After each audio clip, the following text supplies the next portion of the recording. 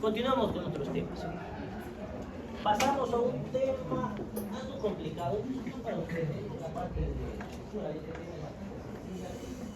Muchas de las cosas que vamos a hablar van a repasar, ya las han visto.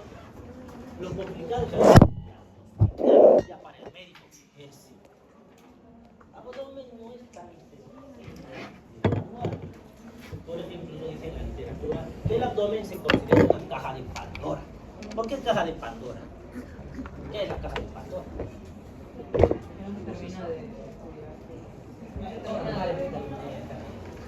Entonces, no sabemos lo que nos podemos encontrar en esa caja de Pandora. Es más, medicina de primer mundo ya casi ni le da importancia a la semiología abdominal y prefiere directamente a estudios complementarios con los cuales tomografías, ¿qué más? Endoscopías, ecografía, prefieren hacer eso. Y le damos poca relevancia a la teoría. Pero nosotros todavía le damos relevancia, es más, debería tener una importancia para no pedir estudios fuera de lugar o que le cuesten tanto al Estado, al seguro, al mismo paciente. Esos estudios son caros los estudios de no he llevado imagenología, así que no los voy a molestar tanto con eso todavía.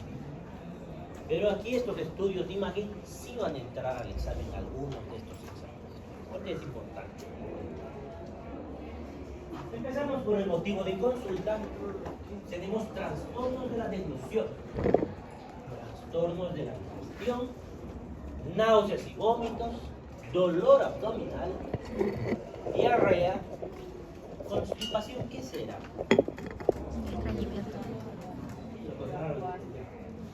Bien. Trastornos de la defecación y otros trastornos anorrectales y finalmente ictericia. Todos más o menos se los imaginamos, tal vez estos no tanto. Trastorno de la digestión. Pregunta de examen. No de todos los exámenes, pero a alguno le va a inclinar esto. Disfagia. ¿Qué se considera disfagia? Dificultad inmediata para trasladar los alimentos sólidos o líquidos de la boca al estómago, dice la literatura. Pero disfagia, el término disfagia es dificultad para la deglutir, para la deglución. Eso es disfagia. Se clasifica en dos: la disfagia orofaringea y la esofágica. Cuando hablamos de orofaringea, ¿a qué nos referimos? La dificultad para deglutir, para pasar los alimentos de dónde a dónde. La cavidad oral hasta el esófago. Y ya la esofágica es cuando llegó hasta el esófago. No parecería tan importante porque se hace ocurre en muy poco tiempo, pero para la causa sí es bastante importante. La disfagia orofaringea, que ahí incluye todos los músculos de la masticación y deglución, es bastante complejo. Hay varios músculos, varios nervios, núcleos del tronco encefálico que incluyen esto de los pares craneales. Entonces nos hace pensar en enfermedades neurológicas como los accidentes cerebrovasculares. ¿Qué es un accidente cerebrovascular? ¿Qué entienden? Hemos mencionado ya alguna vez. Si bien no es parte de esta unidad, va a ser de la siguiente unidad. Ya. Significa que algo ha pasado en el cerebro. Y ese que algo ha pasado engloba dos grandes cosas. Una es, como dice su compañera, que no ha llegado sangre, que es el infarto. O el otro es, como dice su compañera también, que ha sangrado el cerebro. Ahora, ¿qué va a pasar si sangra o se tapó una arteria en el cerebro? ¿Qué va a suceder? Esa área del cerebro, cualquiera que sea, va a dejar de funcionar de forma normal o probablemente deje de funcionar totalmente esa área. Entonces, según el área afectada, va a provocar más o menos daño. En este caso, los más comunes son cerebral media, que es la región temporoparietal. ¿Qué es lo más común del accidente cerebrovascular? ¿Cómo quedan los pacientes? Que no puede, ¿qué es hemiparesia? No sé si todos saben. Hemi es la mitad.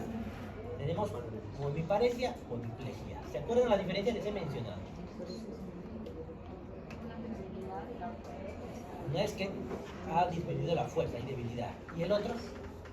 No puede mover, no tiene control. No muevo nada. ¿Cuál sería plejía y cuál sería paresia? Parece una fuerza. Disminución de la fuerza muscular. ¿Y plejía? Como, por ejemplo, la paraplegia, ¿qué era? ¿Se acuerdan? Está parapléjico. No. Cuadripléjico. Las piernas para de la cintura Paraplegia, para yo le digo abajo. paraplegia porque es el más común que encontramos, ¿no? Que no mueven las piernas, la parte inferior. Entonces, lo más común que tenemos en los accidentes cerebrovasculares, se daña un lado del cerebro por la forma de irrigación y ese lado del cerebro hace que no pueda mover el otro lado del cerebro, lo más común. Pero aparte de eso, suelen tener afasia. ¿Qué es afasia? Pueden expresarse, pueden hablar. Y acompañado de eso que no se menciona tanto, tengo dificultad a veces para el hablar cuando no estoy del todo afásico. Y si tengo dificultad para hablar, también probablemente tenga dificultad para disfagia. Y si tengo dificultad para deglutir, que muchas veces damos por alto, ¿qué le puede pasar al paciente con dificultad para deglutir? Broncoaspiración. Y le doy comida, ¿qué le va a pasar? Broncoaspiración. Eso, la comida en vez de ir al esófago se va a ir hacia la vía aérea o hacia la tráquea. ¿Y qué le pasa a un paciente que le va comida a la tráquea? Se ahoga o qué más le puede pasar. O puede tener neumonías por broncoaspiración. Entonces, dificultad para iniciar la deglución y porque la misma se asocia con regurgitación nasal, tos, sensación de ahogo, neumonías, inhabilidad para masticar, para propulsar, vapeo, dificultad para iniciar el acto de deglución. A ver, vamos uno por uno. Dificultad para iniciar la deglución. Y hemos mencionado, los músculos no están coordinando bien, la mitad está bien, la mitad no, y puede pasar una parte del alimento a la vía aérea. ¿A qué se referiría regurgitación nasal? ¿Qué es regurgitar? Nasal sería que devuelve alimento por la nariz. Tos, ¿por qué tendría que tener tos ese paciente? Por el reflejo. Si está pasando una parte del alimento, por más pequeñito que sea, no estamos hablando que está pasando una arveja, estamos hablando que está pasando incluso pequeñas gotitas de alimento hacia la vía aérea. Entonces, como reflejo, aparece la tos, un reflejo de revés. Sensación de ahogo, por más pequeño que sea lo que ha pasado, puede haber espasmo. Muy peor si es grande el pedazo de comida que ha pasado. Neumonías aspirativas, el alimento ya está en vía aérea y tiene bacterias, tiene virus, e incluso si hay reflujo más asociado, puede tener contenido ácido que va a provocar una neumonitis química. Inhabilidad para masticar, que está asociada a lo mismo, inhabilidad para propulsar la comida hacia la faringe, lo mismo, babeo por la misma discoordinación muscular. Y dificultad para iniciar el acto de deglución. Esos pacientes, ¿qué les haríamos entonces? Si tengo dificultad, tengo disfagia y sé lo que le puede pasar, ¿qué tengo que hacer? Por sonda. Y si es mucho tiempo, voy a tener al paciente 2 años con sonda. Dice que no va a poder, a pesar de la fisioterapia, no puede, ¿qué hace? Alimentación parenteral. ¿Por dónde lo alimento? En vena, no, más bien en vena es menos tiempo, porque hay más riesgo de infección. Eso. Puedo hacer un agujero ahí, una gastrostomía, y por ahí populación. Mucho más eficiente va a terminar siendo, depende, si es mucho tiempo. Gastrostomía. Hago un agujero directo al estómago, por ahí meto la zona. Es más eficiente para el paciente, menos riesgoso para el paciente, incluso hasta más cómodo.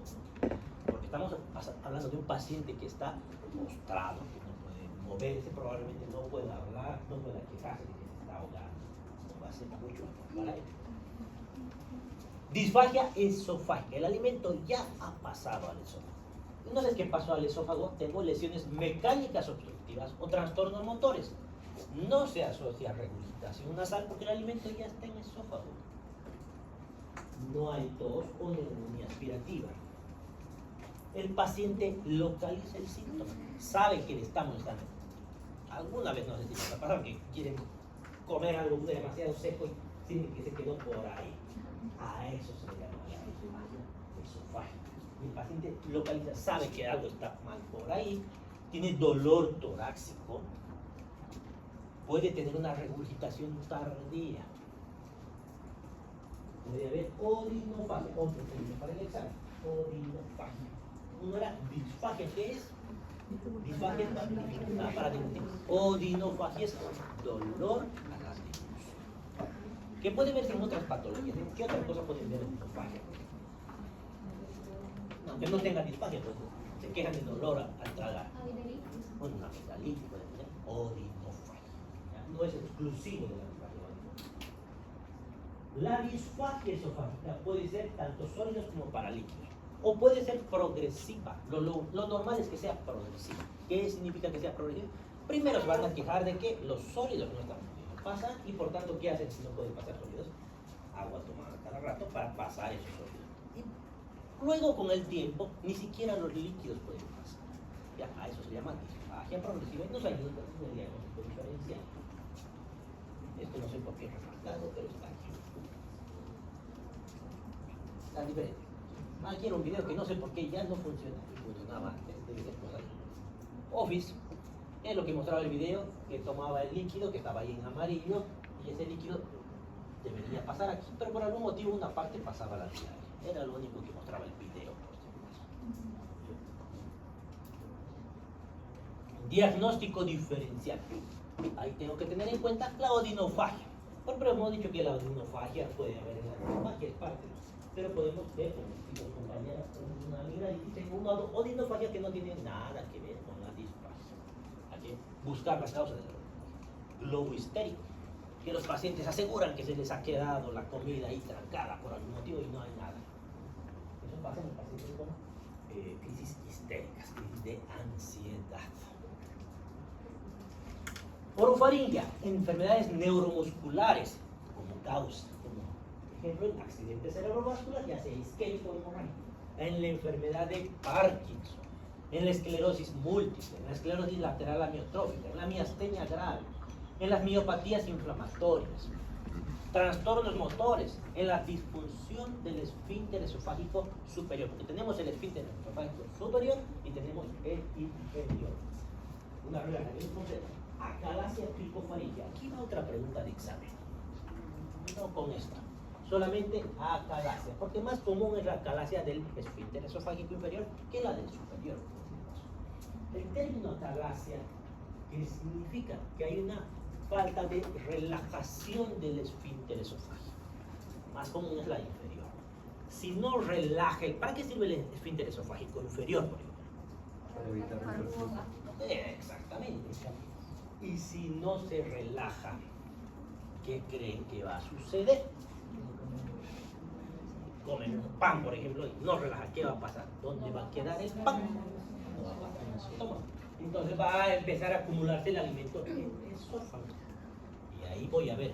Yo, si tengo sospechas, le pido una radiografía contrastada. Una radiografía esofágica contrastada. Y se hacen varias secuencias, se hacen 4 o 5 radiografías. Donde le doy al paciente una solución de contraste, un vaso de bario. El bario es un metal líquido que se ve en la radiografía como una mancha blanca, se ve radio opaco. Entonces, toma eso y se empieza a dibujar el esófago. Y me encuentro con un esófago grueso, ancho y una punta como un reloj de arena. Ahí pienso en acalasia. Entonces, empiezo a tener un mega esófago, porque como no se relaja ese esfínter esofágico inferior, más que todo, más común que el superior, empieza a dilatarse eso. Entonces, ¿saben lo que es?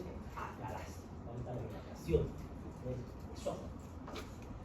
Defectos estructurales como el divertículo de Sengren. Es básicamente un divertículo que está ahí en la pared posterior del esófago.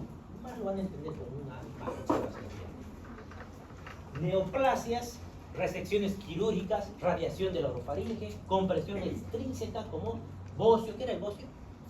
Hipertrofia de Hipertrofia de la glándula. ¿Y qué tiene que ver eso con la disfagia? va a oprimir. Puede comprimir. Exactamente. Osteofitos, ¿en qué es un osteofito? Eso todavía no sé si habrán visto. Osteofitos son crecimientos óseos que se ven bastante comunes en enfermedades reumatológicas como la artritis reumatoidea. Imagínense la vértebra que está aquí y llega hasta por acá y empieza a crecer por acá. Un pedazo de hueso como un pico del loro, le dicen los radiólogos. Y eso obviamente hace compresión sobre eso. Este es divertículo de Schenker. Esa es la bolsa, es una debilidad de la pared del esófago que hace que se cree una bolsa ahí paralela, donde se acumula alimento. Y ahí los pacientes tienen muchas veces disfagia, autofagia y halitosis. Y halitosis es otro término que voy a entrar a preguntar en el examen. Y halitosis es mal aliento. Disfagia esofágica, trastornos motores como la acalasia, que ya hemos mencionado que es, el espasmo esofágico difuso. ¿Qué particularidad tiene esta patología? Es el primer diagnóstico diferencial del infarto agudo de miocardio, que significa que muchas veces lo que creen que es un infarto en realidad es un espasmo esofágico difuso. Entonces, ¿de qué se quejará el paciente? ¿Ah? Dolor torácico, y como el esófago pasa por aquí, muchas veces los retroesternal piensan que es miocardio, ¿no? Esclerodermia.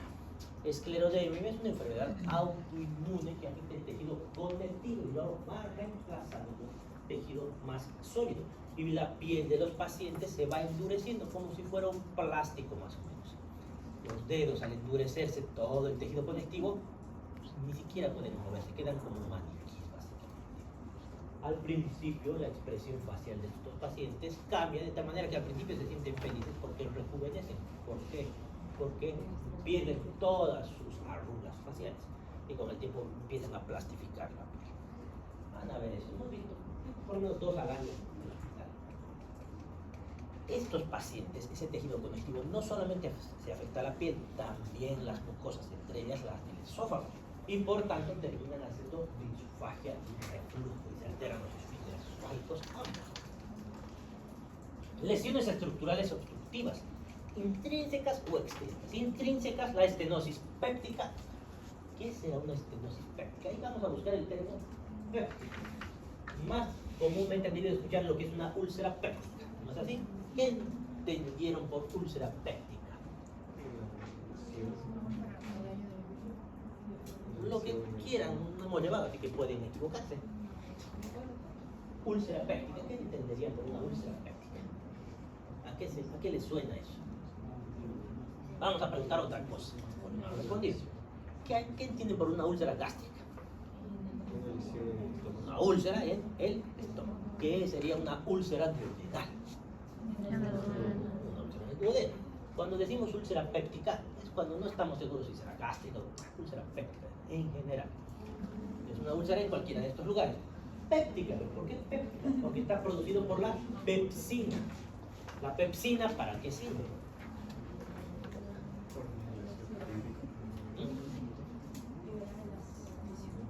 La pepsina es una de las enzimas de la digestión, es para degradar las proteínas, por tanto va a digerir cosas. Entonces, ¿de qué estamos hablando? Pacientes con gastritis, por ejemplo, que terminan haciendo las úlceras. Entonces, son lesiones producidas por el ácido clorhídrico y la pepsina. La pepsina se produce cuando se activa con el ácido clorhídrico, se convierte el pepsinógeno en pepsina. ¿Ya? Entonces, tiene que haber acidez ahí, tiene que haber medio ácido. Entonces, ¿qué será una estenosis péptica del esófago? ¿Es normal que haya ácido clorhídrico en el esófago? ¿Dónde debería estar el ácido clorhídrico? ¿Y hasta dónde debería llegar ese ácido clorhídrico? Hasta el ángulo de trace del duodeno, exactamente hasta ahí, que más adelante vamos a ver por qué es importante saber ese detalle. Hasta el ángulo de trace del duodeno. ¿Ya? No debería estar en el esófago no está preparado. Por eso cuando hay reflujo, ¿de qué se quejan los pacientes? Llega el ácido, les quema el esófago y se quejan de pirosis retroesternal, que es el ardor detrás del esternón. Entonces, estenosis péptica, ya podemos entender un poquito más. Estenosis péptica será cuando esa mucosa ha estado en contacto tantas veces con el ácido clorhídrico del estómago que se lastima, se ulcera. Y si hace una úlcera, las úlceras finalmente terminan cicatrizando. Y la cicatriz ya no es algo normal y retrae el tejido. Todas las cicatrices son retráctiles, ¿no? Entonces, todo alrededor del esófago hace una cicatriz y termina siendo una estenosis. ¿Se acuerdan que era estenosis? Que se achica y el espacio en esa luz. ¿Ya? Entonces, estenosis péptica ya están imaginando que es una lesión secundaria a reflujo gastroesofágico. Pero esa estenosis va a producir que no pase tan fácilmente el alimento. El anillo de Schatzky, que es en el esófago inferior, que básicamente es un recubrimiento de mucosa y un anillo fibrótico. Vamos a ver una imagen y ahí van a entender un poquito más. Cáncer de esófago, extrínsecos, tumores del mediastino, dilataciones auriculares izquierdas, dilatación auricular izquierda, no hay insuficiencia cardíaca con dilatación, una mega aurícula. ¿Qué tiene que ver una mega aurícula con la disfagia? Eso, comprime y hay una disfagia. Ese es el anillo de Schatzky. ¿Y tiene solución este anillo? Hacen una endoscopía, inflan un globo, se abre el anillo y ahí es el caso, solución. No es tan difícil de solucionar, pero hay que diagnosticar, hay que ver ese anillo de Schatzky. Enfoque diagnóstico. En la anamnesis, ¿qué le vamos a preguntar al paciente que tenga disfagia? ¿Qué tipo de alimentos producen los síntomas? ¿Es con sólidos? ¿Es con líquidos? ¿Es con ambos? ¿Ha cambiado en el tiempo? ¿Es intermitente? ¿Es progresiva? ¿La dificultad a la deglución es al inicio o después de la deglución? ¿Comienza en forma brusca? ¿Dónde siente que se le atasca el alimento? ¿Hay síntomas asociados? ¿Qué síntomas? Dolor torácico, pirosis, que ya hemos dicho que era pirosis.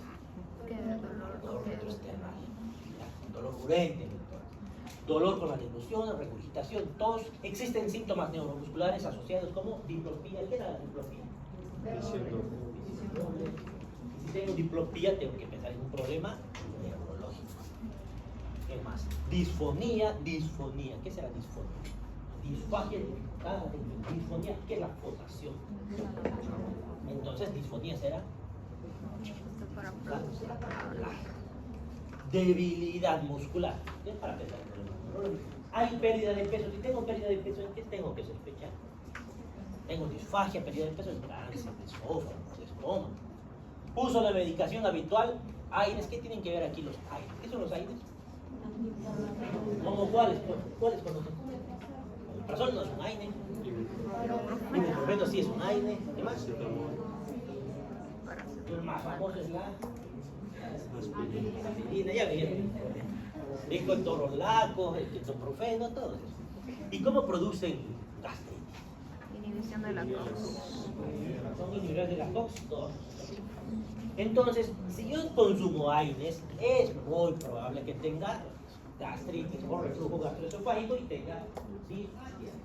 Antiácidos. Los antiácidos, ¿cuáles los consideran antiácidos? Omeprazol. Este es un inhibidor de la bomba de protones. Más que todo antiácidos es Bicarbonato.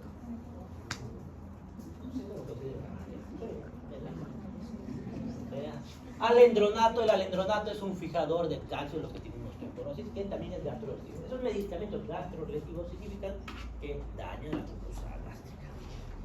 En el caso de los AINES, este es por contacto. El alendronato por contacto daña la mucosa. En el caso de los AINES, no. ¿Qué significa? Que no importa que se lo pongan por donde se lo pongan, igual va a provocar gastritis, por ejemplo, de la COX-2. Porque si se lo ponen en vena, por ejemplo, el ketorolaco, pero se lo estoy poniendo en vena, ¿qué tiene que ver con eso? Porque está inhibiendo la COX-2. En vena, donde sea que se lo pongan, les va a provocar gastritis. Tenemos un algoritmo para el diagnóstico de la disfagia. Disfagia, nos hacemos una pregunta. Dificultad al iniciar la deglución o cuando se atasca el alimento después de la deglución. Si es al iniciar la deglución, no hay mucho problema. Ya sabemos que es orofaringia y hay que buscar un problema neurológico. Si es después de la deglución, preguntamos en la disfagia esofágica. Preguntamos, ¿es solamente con sólidos o es también con líquidos? Si solo es con sólidos, tenemos que pensar en una obstrucción mecánica anatómica. Y nos hacemos la pregunta, ¿es intermitente o es progresiva? Si es intermitente, hay que pensar en el anillo esofágico de Schatzky. Si es progresiva, preguntamos, ¿hay pirosis crónica? Si es pirosis crónica, ¿es estenosis péptica o el esófago de Barrett? ¿Qué era el esófago de Barrett? Que ya les he enseñado. Es la clase del epitelio del esófago. ¿No es así? Que es lo importante de saber que hay esófago de Barrett, que lo consideramos una lesión precancerosa. Si hay pérdida de peso o tiene el paciente más de 50 años, hay que pensar en cáncer. Disfagia esofágica. Si es con sólidos y con líquidos. Trastornos neuromusculares. Si es intermitente y hay dolor torácico, hay que pensar en espasmo esofágico difuso. Si hay pirosis crónica y progresiva, hay que pensar en esclerodermia. Si aparte hay regurgitación, pérdida de peso o síntomas respiratorios, hay que pensar en acalasia. Al examen físico tenemos signos neurológicos de accidente cerebrovascular previo o signos de síndrome extrapiramidal, como son la tos palpebral, debilidad muscular, pienso en miastenia gravis o distrofia oculofaríngea. Si hay... ¿Qué es síndrome extrapiramidal? Hasta me se me olvidaba preguntarles. ¿Qué son los síndromes extrapiramidales? ¿Qué es la vía extrapiramidal? ¿Quiénes están en la vía extrapiramidal? Los núcleos de la base, ¿quién? Son los que tienen que ver con el movimiento fino, la regulación del movimiento fino, como en el Parkinson. Entonces, tengo tosis palpebral, tengo debilidad muscular, pienso en miastenia gravis, distrofia oculofaríngea. Si tengo hiporreflexia y piel seca, hay que pensar en hipotiroidismo. Si tengo una adenopatía cervical o supraclavicular, más que todo supraclavicular izquierda, hay que pensar en cáncer de esófago. Más que cáncer de esófago, cáncer gástrico, me acuerdo, la adenopatía supraclavicular izquierda, signo de malignidad. Malignidad. Esclerodactilia, otro. ¿Qué es esclerodactilia? Esclero, ¿qué significa? Esclero, no. Esclerótica, ¿cómo es? Duro. Está esclerosado, dice. Ateroesclerosis. Esclerosis es duro. Dactilia, ¿qué es una dactilia? Los dedos. Esclerodactilia son estos dedos duros. Ya hemos mencionado, los dedos se ponen duros y hay telangiectasias.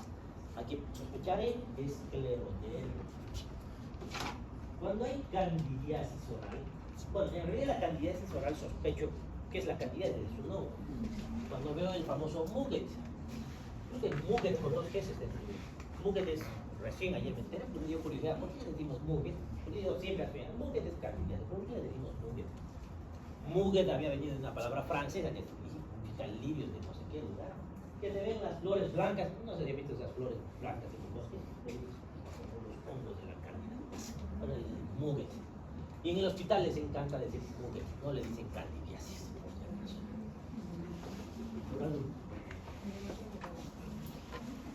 Trastornos de la digestión. Tenemos la dispepsia. ¿Qué dicen la dispepsia?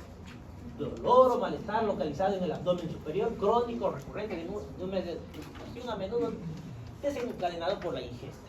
En realidad, dispepsia más fácil es dificultad para la digestión. Eso es dispepsia. ¿Y qué tiene esa dificultad para la digestión? Hay saciedad precoz. ¿Qué es saciedad precoz? Tienen distensión abdominal, tienen eructo, tienen acidez, tienen ardor, tienen náusea. Todo esto tienen la dispepsia. El comité de Roma III, que en realidad el comité de Roma III se reunió para aclarar lo que es el síndrome de colon irritable, que es una patología bastante compleja, que incluye a la psiquiatría y demás, por una alteración de varios mecanismos, pero incluye a la dispepsia. Y dijeron que la dispepsia es plenitud postprandial o síndrome de distrés postprandial, saciedad precoz, le dicen lo mismo. En estos dos júntenlos porque más o menos significa lo mismo. Dolor o ardor epigástrico y síndrome de dolor epigástrico. Ese dolor epigástrico, ¿qué tipo de dolor percibe? Urétrico. Dolor urétrico. Es muy común, afecta entre el 20 o 40% de la población tiene dispepsia. 40% de estas dispepsias son de origen orgánico. 60% es idiopático. Ni siquiera se llega a saber por qué tienen dispepsia. Son esos pacientes que comen y se quejan de me hincha el estómago, me arde, duele.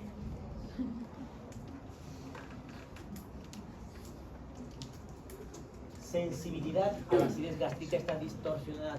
Estos pacientes muchas veces tienen mayor sensibilidad que la que deberían tener al ácido.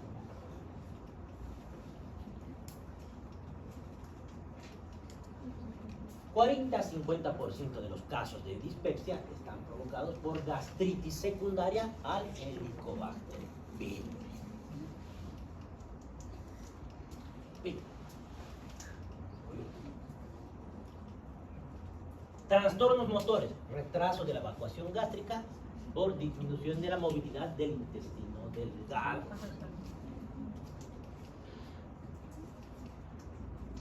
Trastornos psiquiátricos, son pacientes con bastante ansiedad y que tienen aumento del nivel de somatización. ¿Qué será aumento del nivel de somatización?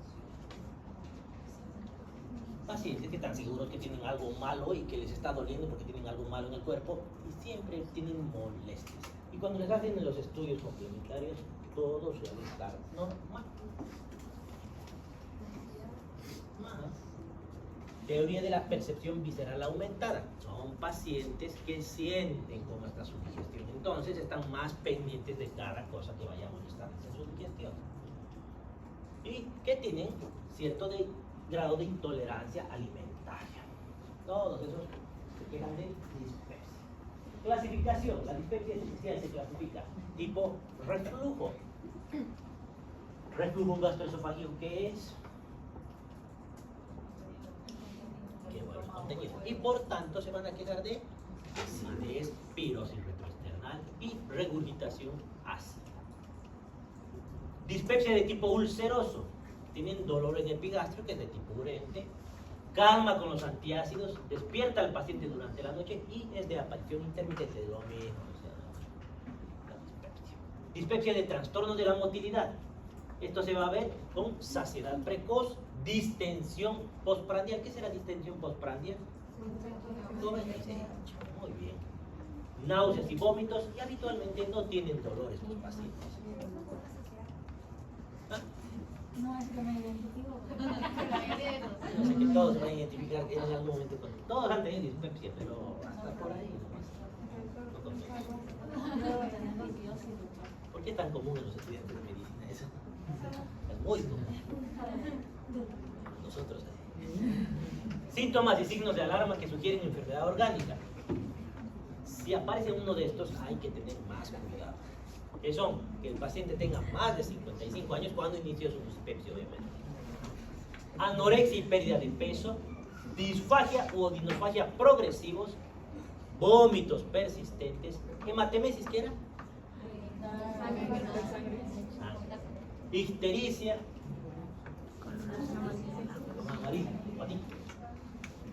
anemia, utilización de AINES de forma crónica, obviamente.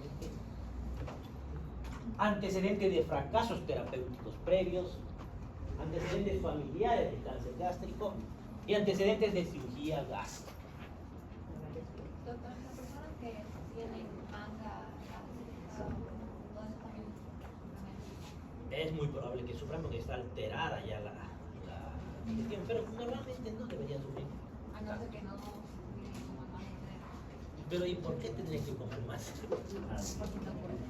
Ya, el problema de la manga gástrica, ¿saben todo lo que es manga gástrica? ¿Qué es manga gástrica? No.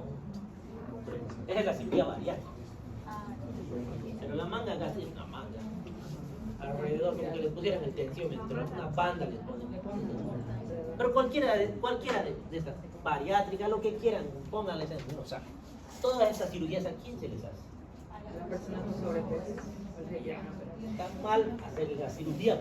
Antes de la cirugía, ¿qué tienen que hacer? Acompañamiento de Primero la cabeza, luego que esté ya bien más o menos la cabeza, recién la cirugía, porque si no van a volver a engordar. Porque ¿qué va a pasar con ese estómago que le han cortado un pedazo? Si siguen comiendo, ¿qué les va a pasar? Va a volver a crecer, no va a quedar en nada. Siempre, no se olviden, todos estos pacientes siempre acompañamiento psiquiátrico. Dispepsia esencial, idiopático, no ulcerosa, como diagnósticos diferenciales, la úlcera péptica, cáncer de estómago, litiasis, ¿qué es la litiasis vesicular? Sí, eso está bien. Pancreatitis crónica, recidivante, cáncer de páncreas, parasitosis intestinal, lesiones causadas por AINES, aspirina, hierro o antibióticos, dispepsia sin enfermedades, reflujo gastroesofágico o ingesta de aires. Tenemos que pensar, si el paciente tiene más de 55 años o tiene síntomas de alarma que los hemos visto, directo a endoscopía. Endoscopía en realidad no es solamente endoscopía, ¿no? Endoscopía digestiva alta. ¿Qué significa eso? ¿Qué es una endoscopía digestiva alta? Meto una cámara, con esa cámara veo que voy a ver directamente la mucosa gástrica, el duodeno y el esófago. Voy a ver lesiones directas. Si hay una lesión que me llame la atención, ¿qué es lo que tengo que hacer? Eso, siempre. Porque a veces les digo, porque en el mismo hospital hacen endoscopía y no hacen biopsia. No tiene sentido. Imagínense hacer 2 endoscopías, eso debe ser muy incómodo. Si tienen menos de 55 años y no tienen signos de alarma o síntomas de alarma, tengo que hacer prueba para el Helicobacter pylori, que se hace con el aliento, por ejemplo. Si sale negativa, hago una prueba con inhibidores de bomba de protones, ¿como cuál? Por 4 a 6 semanas. Si fracasa ese tratamiento, hay que reevaluar el diagnóstico. Si es positivo para el Helicobacter pylori, depende. Hago el tratamiento. ¿Cómo es el tratamiento para el Helicobacter? Ya sé que hay llevado. Eso de triterapia más o menos, en realidad ya pueden haber 4 tratamientos. Pero vamos con su triterapia. ¿Cómo es?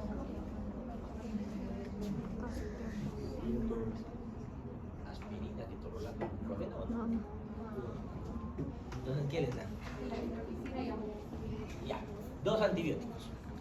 Asocio 2 antibióticos. ¿Qué más? Inhibidor, no le digan así. Inhibidor de la bomba de protones. No es buen nombre protector, eso no se entiende. No me gusta ese término, los voto a mis internos saben que me dicen eso. Los voto. A ver, inhibidores de la bomba de protones. ¿Qué hacen los inhibidores de la bomba de protones? ¿Y eso qué hacen? En vez de liberar ácido, liberan agua. Tienen que ser eso. Sin eso no funciona el tratamiento. ¿Por qué? Porque el Helicobacter pylori se esconde ahí con el ácido. Y ahí no funciona también el tratamiento. Y en eso no viven tanto. No es ese triasociado que conocen, no es suficiente, son 4 horas. Hay una variedad de varias cosas que ni han escuchado hablar. Puede ser como amoxicilina, metronidazol, puede ser como amoxicilina, claritromicina. Hay otras opciones de antibióticos que ni me acuerdo porque no se usan tanto, porque es muy raro de ver, pero hay de todo. Así que, no se olviden. Y además están dejando de funcionar, porque está comenzando la resistencia a la amoxicilina más que todo. La claritromicina tiene otro problema, es gastrolesivo. ¿Qué significa eso? Entonces, si alguien tiene gastritis y le doy eso, le va a quedar o le va a doler. Hay que evitar que hagan resistencia. Si no funciona algo, revalúa el diagnóstico. Pasamos a náuseas y a vómitos. ¿Qué son las náuseas y vómitos? Respuesta sintomática y específica a gran variedad de condiciones. Más o menos como la fiebre. ¿Cuándo tienen náuseas y vómitos? Cuando están embarazadas, cuando tienen infecciones, cuando tienen laberintitis, cualquier cosa puede provocar. ¿Qué es el vómito? El nombre adecuado del vómito es expulsión violenta. Eso es el vómito. Expulsión violenta del contenido gástrico. ¿Qué son náuseas? Deseo y quiero vomitar. Pero no vomita. Cuando hacemos la historia clínica, ¿cómo escribimos en la historia clínica? Y tengo náuseas. ¿Qué escribe? Paciente refiere desde hace 4 días náuseas. Tienen que especificar si vomita o no. Que llegan a vómito de tipo bla bla bla. O que no llegan a vómito. Porque muchas veces tienen náuseas y no tienen vómito. Y si tienen vómito, ¿cómo describo el vómito? ¿Qué tipo de vómito es? ¿Cuántas veces ha vomitado? Si es abundante. Tienen todos los detalles son importantes. Aquí vengo con la hematemesis, que ya me han dicho que era hematemesis. Y las arcadas. ¿Qué son las arcadas? Son contracciones musculares torácicas, abdominales, antes de vomitar, que pueden o no estar. No es lo mismo que las náuseas. Las náuseas es la sensación de vomitar. Las arcadas son las contracciones. Pero si tengo contracciones, voy a provocar cambios en las presiones del esófago. Y si no vomito, me puede pasar algo malo. Si tengo solamente arcadas y arcadas y arcadas y arcadas. ¿Por qué les digo? Por ejemplo, los pacientes con anorexia, ¿qué hacen? Bueno, están metiendo el dedo para vomitar acá. Están cambiando las presiones, están provocándose arcadas. Y se pueden romper el esófago. Regurgitación, ¿qué sería? Que vuelve el contenido del estómago hacia la comida oral sin que haya náuseas ni arcadas. Rumiación, que es cuando vuelve el contenido del estómago a la cavidad oral sin vómitos, sin náuseas ni arcadas, mastican un poquito y se vuelven a comer. No es suficiente, falta todavía mis arvejas. ¿Por qué le dicen rumiación? ¿Quiénes son los rumiantes? La vaca, la oveja. ¿Por qué ellos tienen que hacer eso todo el tiempo? Bueno, los humanos no deben hacer eso.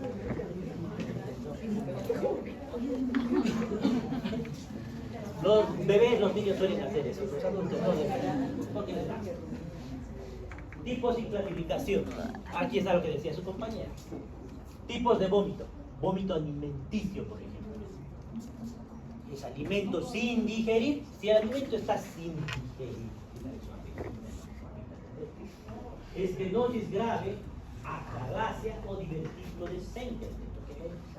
Si el alimento está parcialmente digerido, hay que pensar en gastroparesia, obstrucción pilórica o el síndrome pilórico. Les dije que era síndrome pilórico. ¿Qué es el síndrome pilórico? A ver, ¿dónde está el pilo?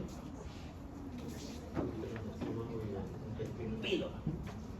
¿Qué es el pilo? Eso. Entonces es la frontera entre el estómago y el duodeno. El síndrome pilórico hace que no pasen los alimentos del estómago hacia el duodeno. Y si no pasan los alimentos, ¿qué va a suceder? ¿Se acuerdan de la calasia?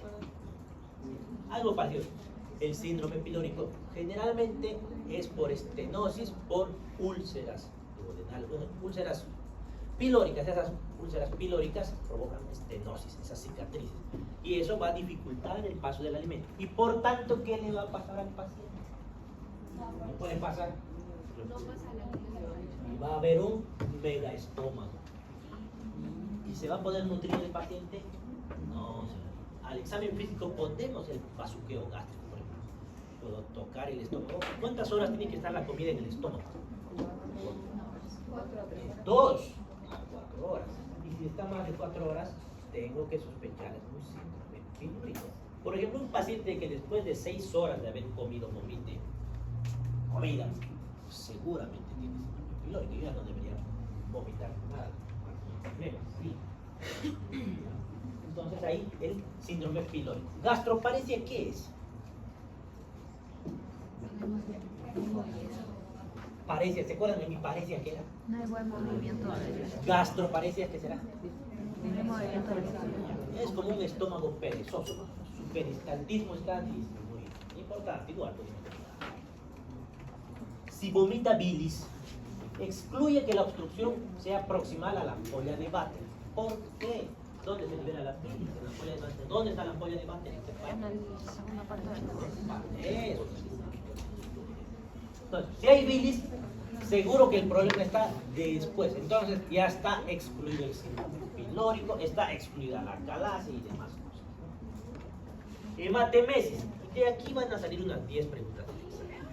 Porque es como cascarita esto. La hematemesis es un sangrado proximal al ángulo de Treitz. Ahora sí les voy a enseñar a detalle esto. Les voy a repetir muchas veces porque vienen varias cosas que salen de aquí. ¿Dónde está el ángulo de Treitz? Este ligamento de Treitz. ¿Dónde está eso? ¿Qué divide? Está colgando ahí el intestino. Pero ese lugar justo del ángulo de Treitz que le decían porque está colgando ese ligamento divide una parte del duodeno con el, desde el esófago hasta el ángulo de Treitz va a venir una patología y de ahí para abajo otra. ¿Por qué? Porque hasta ahí llega el ácido gástrico. no pasa del ángulo de Threads. ¿Por qué es importante saber esto? Porque hay lo que se llama la hemorragia digestiva. ¿Qué es hemorragia digestiva? Que es sangre en alguna parte de mi intestino. La hemorragia digestiva se clasifica tanto que los cirujanos ven la hemorragia digestiva baja y los internistas ven la hemorragia digestiva alta. Así de diferente es, porque el tratamiento es totalmente diferente. Uno se opera y en el otro pues se hace tratamiento clínico.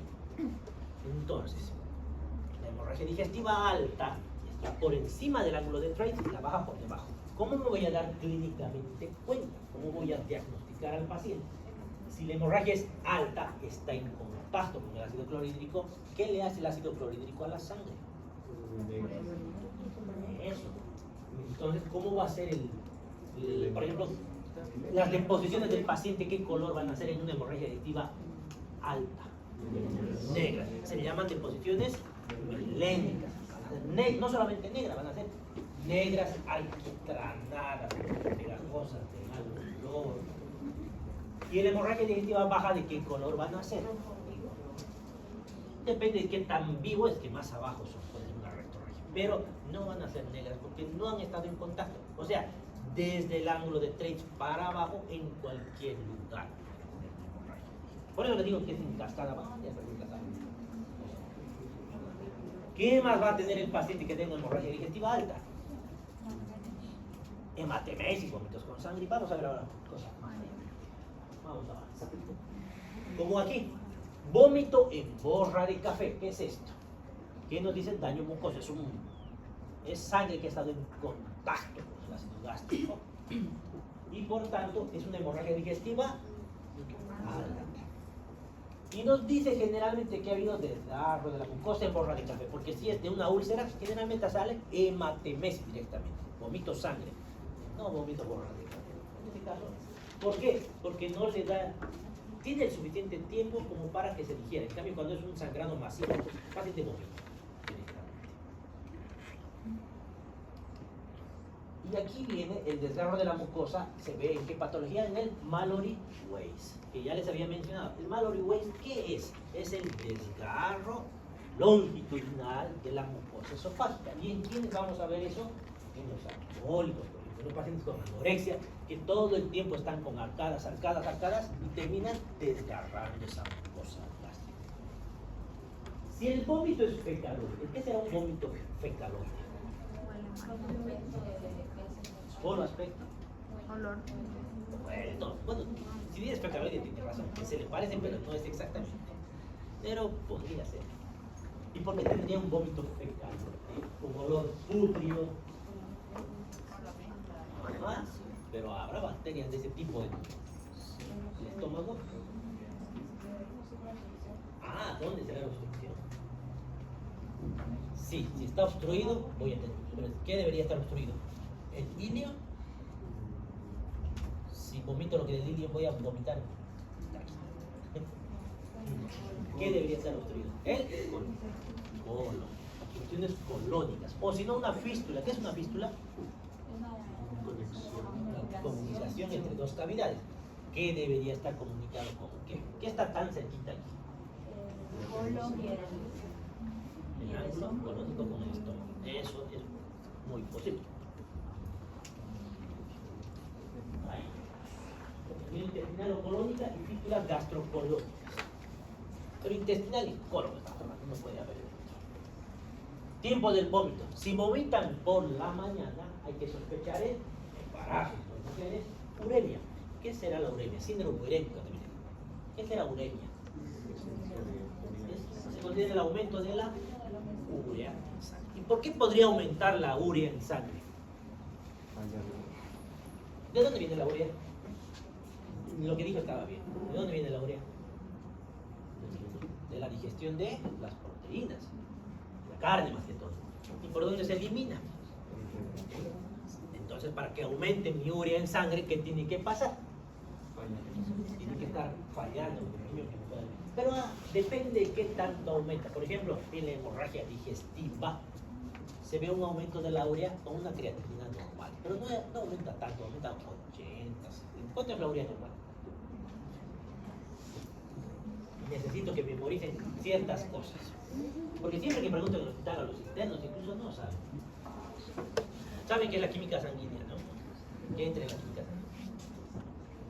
Milasa, lipasa, ¿qué más? Creatinina, urea, todos esos valores. Pero no necesitan memorizarlos todos. Pero ¿cuáles sí tienen que memorizar? Creatinina, urea, ¿qué más? Nitrógeno ureico en sangre no es lo mismo que urea, por si acaso. Sería bueno que lo memoricen. ¿Qué más? Triglicéridos, colesterol, bilirrubinas, difraccionadas, ¿qué más? Hasta por ahí debería memorizar. Otras cosas, lipasa, milasa, no son tan comunes, pero esas que les he mencionado, por lo menos esas memorícenlas, les va a servir harto en la práctica. Igual que del hemograma que tienen que memorizar, el número de ojos, de plaquetas, de blancos, con que sepan eso ya es un buen paso. Entonces, si sube de 200 la urea, tienen el síndrome urémico y tienen náuseas y vómitos. Ingesta alcohólica, los alcohólicos, saca la comida al día siguiente. Aumento de la presión intracraneal. Esto me interesa que sepan, porque más adelante van a preguntarles cuando lleguen internos de neurología. ¿Qué será la presión intracraneal? PIC, le decimos nosotros. Presión intracraneal. ¿Qué será la presión intracraneal? Presión dentro del cráneo. Ahora, ¿el cráneo se puede distender? No, solamente en los niños, porque son canelos, pero en los adultos no. ¿Y de qué va a depender la presión intracraneana? Depende del contenido dentro de ese cráneo. Hay tres cosas que tenemos en la cabeza, básicamente, allá adentro. ¿Qué tenemos dentro de nuestra cabecita? Uno, Cerebro. la sangre. Y lo que más hay es encéfalo, ¿no? Que eso incluye al cerebro, cerebelo, el tronco encefálico, todo eso. Todo eso interviene en la presión intracraneal. ¿De qué se nutre el cerebro? Tiene que llegar esa sangre. Por algún lado tiene que llegar. ¿Por dónde llega el cerebro? ¿Ah? Por la vena yugular, así. Ah, no es por la vena yugular. ¿Por dónde es? Carótida, ¿quién más? No solamente son carótidas. La vertebral, la basilar, todas. Ahora, esa sangre para llegar, primero que está ahí arriba. Y para subir las cosas tienen que vencer la gravedad. Segundo, tienen que vencer esa presión, porque si ahí está provocando una presión, todo eso, no es fácil entrar ahí. Para lograr ingresar ahí, hay que vencer esa presión. Y para que logre eso necesito que tenga una... ¿Cuál es la presión más importante de él? La presión más importante. Sí, ¿cuál es? Coloidosmótica. ¿Cuál es la presión arterial más importante? ¿Cómo le hidrostática? Si les he preguntado en el examen, claro, La PAM. la presión arterial media. Entonces, mi presión arterial media va a depender de mi PIC. Acuérdense, eso les va a servir. Si tengo algo que suba mi PIC, ¿qué puede subir mi PIC? Estoy tranquilo de un día a otro, estoy pasando por ahí y me atropella. ¿Qué ha pasado? ¡Pum! Un golpe en la cabeza. Un edema cerebral, que haya una hemorragia, un hematoma subdural, una epidural, cualquier cosa que no estaba ahí, pero ahora está ahí. O que tengo una hemorragia, un accidente cerebrovascular hemorrágico, y ahí tengo un montón de sangre que no estaba ahí. Eso está elevado de golpe. Ayer no estaba, hoy día está ahí. De golpe empieza a subir la PIC. ¿Qué va a pasar con mi presión arterial media? ¿O qué debería ser? Escuché algo que era lógico y que es cierto. Si mi PIC sube, ¿qué va a pasar? ¿Le va a costar a la sangre llevar? Entonces voy a hacer isquemia. Para que no haya isquemia, como la prioridad del cerebro, ¿qué tiene que hacer mi presión arterial media? Tiene que aumentar. Sí o sí, porque si no aumenta, voy a hacer isquemia. Por eso los pacientes, cuando tengan ese tipo de eventos, no les pongan antihipertensivos, porque llegan a los centros de salud. El paciente está hipertenso, le pondré un nifedipino, sublingual, y hasta peor todavía. Primero evalúen por qué ha subido la presión. Y luego hay que mantener presiones arteriales medias altas. No tanto, pero tampoco me van a sangrar. Hay unos rangos, ¿no? Tengo que mantener mi PAM ahí. Calma, ya. Y todos estos pacientes que tienen, ay, ¿cómo puedo resolver el problema del aumento de la presión intracraneal? Si tengo un coágulo ahí, ¿qué hago? Listo. Y si no, ¿qué puedo hacer? Por ejemplo, si tengo un ACV isquémico y se está hinchando, se le bloquea. Bueno, una craneotomía descompresiva para que el encéfalo hinche hacia afuera. Pasan los días y va a volver. Porque si no hago eso, ¿qué va a pasar? Va a haber isquemia. Y el paciente, si es isquemia, va a hacer una herniación. Cualquier tipo de hernia transdentorial, sufalaciana, amigdalar, y me va a hacer parada respiratoria. Si hago parada respiratoria, ¿puedo vivir? No. Tengo que darle suerte. Y estos pacientes, uno de los signos que tienen son vómitos. Ahora, cuando los vómitos son neurológicos, son especiales, son diferentes. Eso, ¿qué significa? Es de escopeta, le dicen. Hasta el techo está vomitando. Sin avisar, ¿no? Ojo con eso. 1 hora después de la ingesta, secundario a gastroparesia. Esa gastroparesia es más frecuente en pacientes diabéticos. Varias horas después de la ingesta, si son 6 horas, debe ser un síndrome pilórico. Si son vómitos continuos, anorexia nerviosa o cuadros conversivos. ¿Qué será un cuadro conversivo histérico? Síndrome conversivo. El paciente está con HI pacientes que han salido de su examen de semiología con una mala calificación, ¿qué les pasa? Han terminado con su novia o su novio y empiezan a hacer ansiedad, hiperventilan. Eso se llama cuadros conversivos histéricos. Y les da náuseas también. Síndrome de vómito cíclico es más común en los pacientes pediátricos. Empiezan a vomitar en ciclos intermitentes durante todo el año, 8 veces al año. Síntomas asociados. Dolor antes del vómito. Si duele antes del vómito, hay que sospechar en patología biliar, como cálculos biliares. Patología, ¿qué es la colecistitis? Colecistitis, inflamación de quién? Del coledo. Del colecista. De la vesícula. Colecistitis es inflamación de la vesícula. Colelitiasis, ¿qué es? La colelitiasis puede provocar colecistitis, puede. La coledocolitiasis es cálculos en el coledo. Eso igual va a entrar a la sangre.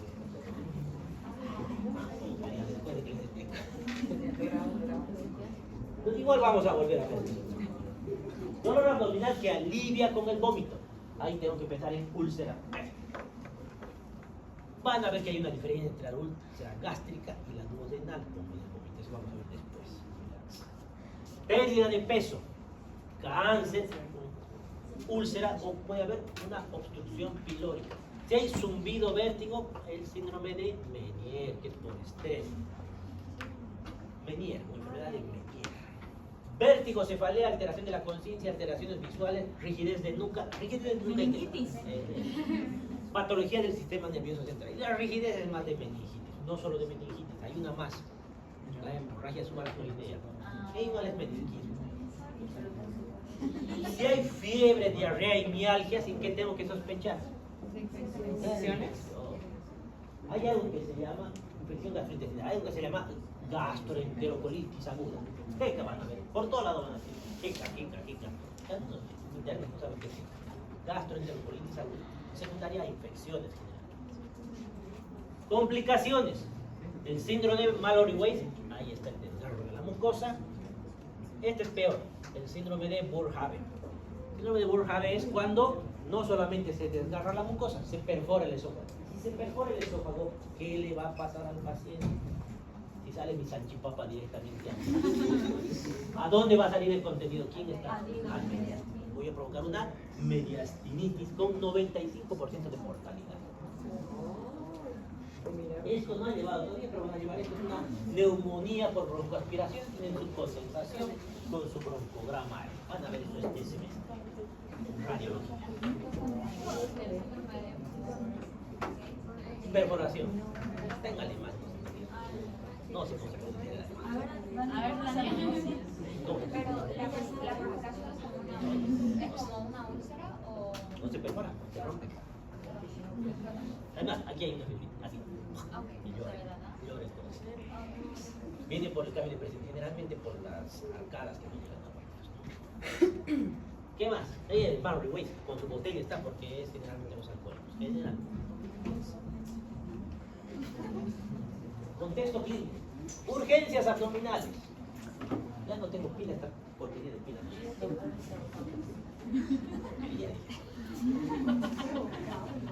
Apendicitis, colecistitis, pancreatitis, peritonitis, obstrucción intestinal y obstrucción de vía biliar. Eso es una urgencia abdominal. Alteraciones del tubo digestivo, GK, ¿qué era la GK? La dispepsia, úlcera péptica, gastroparesia, disritmias gástricas, obstrucción pilórica, gastroenterititis eosinofílica, pseudoobstrucción intestinal, intoxicación alimentaria. Esta diapositiva debería ser carga. Infecciones sistémicas agudas, otitis media, meningitis, hepatitis. ¿Qué es una pielonefritis? Vamos a llevar eso. Una infección de riñón. No solo en el glóbulo, también dice pielonefritis, ¿no? Los conductos pielocaliciales, una infección del riñón, que está dentro de las infecciones urinarias altas, que también vamos a llevar en el examen, va a haber en el examen, porque vamos a llevar nefrológico, que creo que no están las diapositivas, ya está este bloque en el MS. Me falta porque estoy haciendo las de nefrológico, que son unos cuantos temas, que es la semiología nefrológica, entre infección urinaria, cálculos renales, y alguna tontería, neumonía. Patologías del sistema nervioso con aumento de la PIC, tumores cerebrales, accidentes cerebrovasculares, meningitis, hidrocefalia. ¿Qué es hidrocefalia? Aumento de... Pero todavía falta. Enfermedades del laberinto, la enfermedad de Menier, infecciones como laberintitis, cinetosis. ¿Qué es cinetosis? Más o menos. Esos pacientes que suben a la montaña rusa y luego están con náuseas, vómitos, lo están vomitando, por el movimiento hay una descoordinación. O por ejemplo, esos pacientes que están leyendo en el micro empiezan a tener mareos. O esos pacientes que están mirando por la ventana contando los árboles, ese movimiento se discoordina en el encéfalo y produce náuseas y vómitos. Náuseas y vómitos. Embarazo, hiperémesis. ¿Qué es hiperémesis? Mostrar muchas veces, gravídica, está muy grave. Ah, no está grave, por el embarazo. ¿Qué más? Hígado graso. Pensaba que estaba grave. Enfermedades cardíacas, el infarto agudo del miocardio, ¿por qué vomitará? Si se inflama, porque cuando hace infarto está muriendo el tejido, y está apoyado sobre qué? El diafragma, y el diafragma sobre el estómago. Náuseas. La insuficiencia cardíaca, parecido, pero también hay por la congestión hepática, por la hepatomegalia, ¿no? Enfoque diagnóstico. Anamnesis, tengo que determinar la duración de las náuseas y vómitos. Y el examen físico, fuera de, si es que llego a ver vómito, ¿no? Signos de deshidratación, porque el paciente con vómitos, ¿de qué se va a complicar? Si vomita mucho se va a ir deshidratado. ¿Y por qué? Porque ni siquiera va a poder consumir líquidos ni alimentos. A eso también se anota en la historia clínica. Paciente con náuseas y vómitos hasta la intolerancia oral tiene que ver. O sea que no pueden tolerar nada.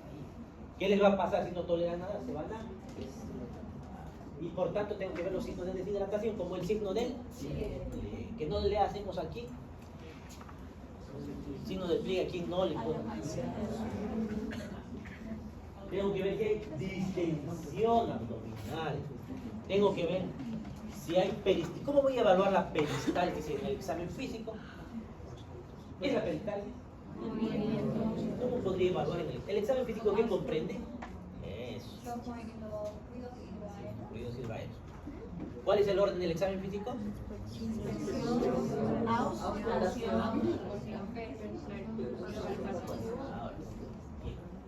Tengo que ver eventraciones y hernias. Mejor, nos vamos a saltar aquí las citas. Sí, debería estar allá. Eventración y hernia. ¿Qué es una hernia? Una producción del contenido Salida del contenido de lo que sea que esté, en este caso abdominal, ¿a través de qué? anatómico. Si es anatómico se llama hernia. Y si es y si el orificio no es anatómico, es postquirúrgico, es artificial, se llama eventración. Son más o menos. Y por ejemplo, ¿esto qué es? Eventración. Eventración porque no se cicatriz. Ahí está, justo el tamaño. Sí. Y ya. Cicatrices tengo que evaluar, ruidos hidroaéreos que debería estar junto con el otro, y tengo que evaluar ictericia. ¿Por qué? El aumento de la bilirrubina me puede provocar náuseas. En el caso de la hepatitis, por ejemplo. Dolor, hasta aquí llegamos. La dolor ruidos hidroaéreos. Lo van a ver de aquí en adelante para siempre, porque a nadie le gusta escribir ruidos hidroaéreos por el motivo LHA más. LHA.